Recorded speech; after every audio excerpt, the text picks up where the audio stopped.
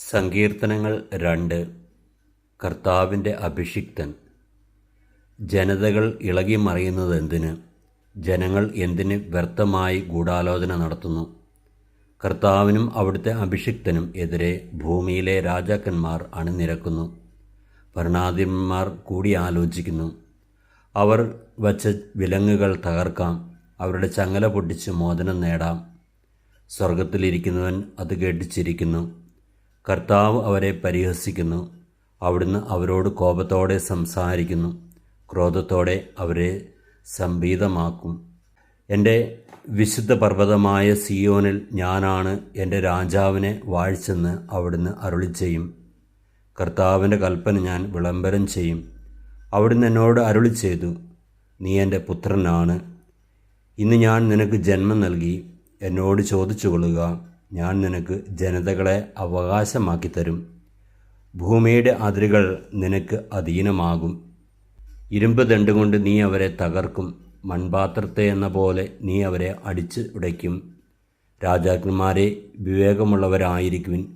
ഭൂമിയുടെ അധിപന്മാരെ, സൂക്ഷിച്ചുകൊള്ളുവിൻ. ഭയത്തോടെ കർത്താവിന് ശുശ്രൂഷ ചെയ്യുവിൻ.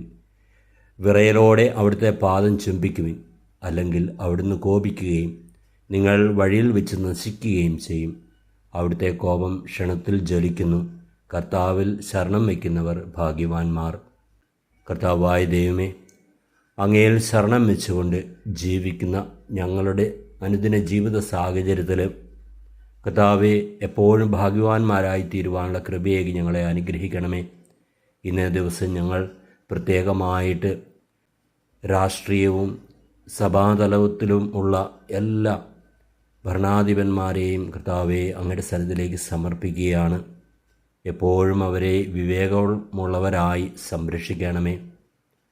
കർത്താവെ, അങ്ങിൽ ശരണപ്പെട്ടുകൊണ്ട് അങ്ങയിൽ ആശ്രയിച്ചുകൊണ്ട് അങ്ങയുടെ അഭിഷിക്തരായിട്ട് ജീവിക്കുവാനുള്ള കൃപയും അനുഗ്രഹവും നൽകി ഞങ്ങളെ ഓരോരുത്തരെയും അനുഗ്രഹിക്കണമേ എന്ന് ഞങ്ങളിന്ന് പ്രത്യേകമായിട്ട് പ്രാർത്ഥിക്കുകയാണ്. എപ്പോഴും അങ്ങയുടെ പുത്രന്മാരായി പുത്രിമാരായി ജീവിക്കുവാനുള്ള കൃപയേകി അങ്ങയെ അനുസരിച്ചുകൊണ്ട് അങ്ങയുടെ അനുസരണത്തിൻ്റെ തണലിൽ ആയിരിക്കുവാനുള്ള കൃപയേകി ഞങ്ങളെ ഓരോരുത്തരെയും അനുഗ്രഹിക്കണമേ.